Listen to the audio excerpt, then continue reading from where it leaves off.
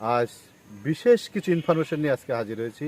এই মুহূর্তে বিশেষ করে আঙ্গুরের এই মুহূর্তে যখন ফুলটা সেটিং হয়, ফুলের যে যত্নটা আছে, এই ফুলটা কিভাবে আমরা টিকাবো ফল পর্যন্ত, এবং এই সময় এর কী ফাঙ্গিসাইড এবং কীটনাশক দিব, এবং জিব্রালিক অ্যাসিড কতটুকু এবং কি পরিমাণে দিব, সেটা নিয়ে আজকে আমি বিস্তারিত আলোচনা করব এবং আপনাদেরকে এ টু জেড ফল সেটিং পর্যন্ত সেই তথ্যগুলো আপনাদের দেব এবং আপনারা এগুলো নোট করবেন এবং এই শিডিউলটা 100% আপনার বাগানে ফলো করবেন, তাহলে পারফেক্টভাবে আপনার গাছে ফল সেট হবে। এটা আমাদের সেই নওগাঁর পোরশার সেই আঙ্গুরের বাগান। এটা জানেন না, বাংলাদেশের বৃহত্তম যে আঙ্গুরের বাগান, সেটা অলরেডি আমাদের ফুল সেট হয়ে গেছে। আর এর মধ্যে আমরা জিব্রালিক অ্যাসিডের যে প্রথম ডোজটা আমরা কিন্তু দিয়ে দিয়েছি। তো এই জিব্রালিক অ্যাসিডের ডোজ নিয়ে অনেকের মধ্যে মতভেদ আছে বা অনেক ভুল করছে। বিশেষ করে অনেকে এআই বা গুগল থেকে নিয়ে উল্টোপাল্টা করে অনেকের বাগান ক্ষতিগ্রস্ত করে ফেলেছে, যেটা আমরা প্রতিনিয়ত দেখছি তাদের হাঁকাটা। তো আমি যারা জিব্রেলিক অ্যাসিড যারা ব্যবহার করেন তাদের এই বিষয়ে আমি কিছু কথা বলবো। জিব্রেলিক অ্যাসিডের ব্যবহার করবেন আপনারা, প্রথমে দেখবেন যে জিব্রেলিক অ্যাসিডের গায়ে কত পার্সেন্টেজটা লেখা আছে। পার্সেন্টেজটা হচ্ছে মেন। বাংলাদেশে যে জিব্রেলিক অ্যাসিডগুলো পাওয়া যায়, দেখবেন কোনোটায় লেখা আছে 10 গ্রাম, কোনোটায় 20%, কোনোটা 30%, কোনোটা 40, কোনোটা 90%। এর সহজ হিসাব হচ্ছে আপনার 1 গ্রাম সমান আপনার যে পার্সেন্টেজটা লেখা থাকবে সেটা। যে পার্সেন্টেজটা থাকবে, যেমন যদি 40% থাকে তাহলে 1 গ্রাম সমান 40 লিটার পানি হবে। 10% লেখা থাকলে 1 গ্রাম সমান 10 লিটার পানি হবে। এইভাবে আপনারা যদি জিব্রালিক অ্যাসিড ব্যবহার করেন তাহলে কখনোই আপনার ওই আঙ্গুরের ফুল নষ্ট হবে না, বাঁকা হবে না। ঠিক আছে? তো আপনারা এইভাবে যদি জিব্রালিক অ্যাসিডটা ব্যবহার করেন তাহলে খুবই সুন্দর হবে। আমাদের অলরেডি এখানে আমরা ব্যবহার করেছি 20%-এরটা আমরা 1 গ্রাম সমান 20 লিটার পানি আমরা ওই হিসাবে আমরা এখানে দিয়েছি। আর এই মুহূর্তে গাছের বেশ কিছু পরিচর্যা আছে গোড়ার। সেটা হচ্ছে আমি বলবো যে আপনার ম্যাগনেসিয়াম সালফেট 5 গ্রাম এবং সাথে জিঙ্ক 2 গ্রাম, এটা গাছের গোড়ায় পানির সাথে গুলাইয়ে দিবেন। ঠিক তার 5 দিন পর ক্যালসিয়াম বা জিপসার, এটা 20 গ্রাম, এর সাথে বোরন 2 গ্রাম, এটাও আপনারা গাছের গোড়ায় দিবেন। ঠিক তার 5 দিন পর ফসফরিক অ্যাসিড 5 গ্রাম, অথবা আপনার যেহেতু বাংলাদেশে ফসফরিক অ্যাসিড নাই, সেক্ষেত্রে আপনারা এর অল্টারনেটিভ হিসাবে কোকাকোলা বা মজও দিতে পারেন 50 মিলি করে, যেহেতু কোকাকোলা বা মজতে ফসফরিক অ্যাসিড আছে। এই জন্য আমরা এর আগেও দিয়েছি এবং রেজাল্টও অনেক ভালো পেয়েছি।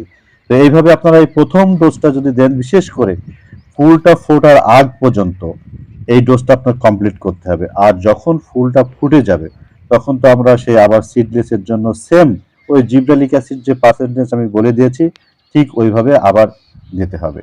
আর এর মধ্যে আর কিছু আরও অপশন আছে। আপনার কিছু ইম্পর্টেন্ট কিছু স্প্রে আছে। সেটা হচ্ছে, এখন যেহেতু গরম পড়ছে দিনের বেলায় অনেক, সেই জন্য আপনার বিশেষ করে থাইফনেট মিথাইল এবং ক্যাভরিয়েটপ অ্যান্ট্রাকল, এই তিনটা অল্টারনেটিভ হিসাবে 2 দিন পর পর আপনাদেরকে দিতে হবে। টাইফনেট মিথাইলটা 1.25 গ্রাম, ক্যাব্রিওটপ 1/2 গ্রাম, অ্যান্ট্রাকল 2 গ্রাম। যেদিন যেটা দিবেন সেদিন একটাই দিবেন, এবং এর সাথে যদি আপনি পারেন ইমিডাক্লোরোপিড 1/2 মিলি করে দিবেন, কারণ এই সময় অনেক সময় বিভিন্ন কীটের আক্রমণটা হতে পারে। যার জন্য আমরা কীটনাশক হিসেবে ইমিডাক্লোরোপিডটা 1/2 মিলি নিব, অথবা অ্যাবামেকটিন নিতে পারি 1/2 মিলি। যদি এইভাবে আমরা স্প্রেটা করি তাহলে দেখবেন মোটামুটি সেটিংটা খুব সুন্দর হবে, কারণ এই সময় টেম্পারেচারও একটু ডেলি বাই ডেলি চেঞ্জ হচ্ছে। যার জন্য আমরা এই ফাঙ্গিসাইডটা, বিশেষ করে টাইফনেট মিথাইল এবং ক্যাভরিওটপ, খুবই গুরুত্বপূর্ণ একটা ফাঙ্গিসাইড মানে এই সময়ের জন্য। তো আপনারা এই টাইমটাতে এটা ইউজ করবেন। তারপরে যখন সেটিং হয়ে যাবে, বিশেষ করে থিনিংয়ের আগে আরও কিছু পরিচর্যা আছে, সেই পরিচর্যাগুলো করে আমরা ফলগুলো থিনিং করব। ঠিক আছে? তো এইভাবে আমরা এগিয়ে যাই। তারপরে ফল থিনিং আপনারা যখন করবেন, বিশেষ করে দেখবেন একটা থোকায় যদি 120টা থেকে 25টা আমরা সর্বোচ্চ আঙ্গুর রাখতে পারবো। আমাদের থোকাতে 200-র উপরে আসে। ওই হিসাবে আপনারা থিনিং করবেন। থিনিং করার পরে যে আরেকটা শিডিউল আমি আপনাদেরকে আবার আপডেটটা দিব, ওইভাবে জানাই দেব, তখন ওই গাছের গোড়ায় কী কী খাবার দিতে হবে। কারণ যখন ফলটা সেট হবে তখন কিন্তু আবার গাছের গোড়ায় অনেক খাবার দিতে হবে, বিশেষ করে টিএসপি, এমওপি, ম্যাগনেসিয়াম সালফেট, তারপরে আপনার জিপসার, বোরন, এগুলো পুনরায় আবার ডোজ দিতে হবে ধীরে ধীরে। এভাবে আমরা যদি স্টেপ বাই স্টেপ করতে থাকি তাহলে দেখবেন চমৎকার আমাদের ফলগুলো সেট হবে, এবং ফল সেট হওয়ার সাথে সাথে তাদের গ্রোথটাও ঠিক থাকবে। তো আমরা আবার আলোচনা করব নেক্সট ভিডিওতে, যখন ফলগুলা থিনিং করবেন। থিনিং করার পরে আমি আমাদের বাগানের ভিডিও দেখাবো থিনিং কিভাবে করতে হয়, থিনিং করার পরে পরবর্তী পরিচর্যা কি হতে পারে সেই বিষয়ে আমি আবার বিস্তারিত আলোচনায় করব। এখন আমাদের যে ফুলের যে স্টেজ চলছে এখন, এই এই সময়ে আমাদের যে পরিচর্যাটা বললাম, এটা আপনারা 100% ফলো করবেন। এটা 100% ফলো করবেন, দেখবেন যে আপনাদের ফুলটা সুন্দরভাবে বেয়ারিংটা মানে সেটিংটা খুব সুন্দর হবে। আর এই সেটিংটা ভালো করার জন্য আমরা আমাদের গার্ডেনে আমরা সাইজ চার্জার নামে একটা পিজিআর ব্যবহার করেছি।